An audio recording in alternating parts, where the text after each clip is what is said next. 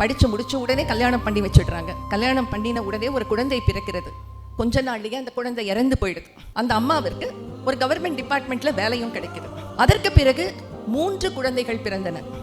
அந்த 3 குழந்தைகளையும் பார்த்துக்கணுங்கிறதுக்காக அந்த அம்மா தன்னுடைய கவர்மெண்ட் வேலையை விட்டுட்டு 3 குழந்தைகளையும் பார்த்துக்கிட்டு சமூக சேவையில ஈடுபடுறாங்க. இதை பார்க்கின்ற ஒரு கட்சி அவங்களுக்கு ஒரு வாய்ப்பு கொடுக்கிறது.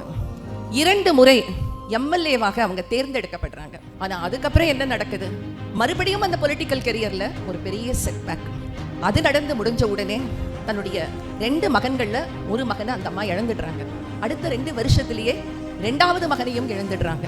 அதற்கு அடுத்த வருஷமே தன்னுடைய கணவனையும் இழந்துடுறாங்க. இந்த நிலைமை ஒரு பெண்ணுக்கு இருந்தா நாமெல்லாம் இருந்தோம்னா நொந்து நூடுல்ஸ் ஆயிருப்போம். ஆனா அவங்க என்ன ஆனாங்க தெரியுமா? அதற்கு அடுத்த வருடமே அவங்க ஜார்க்கண்ட் மாநிலத்துடைய கவர்னர் ஆனாங்க. 2022 முதல் பழங்குடியின பெண் ஜனாதிபதியாக உலகமே திரும்பி பார்க்கும் அளவிற்கு முன்னேறிய நம்முடைய ஜனாதிபதி பிரசிடென்ட் திரௌபதி முர்மு அவர்கள்.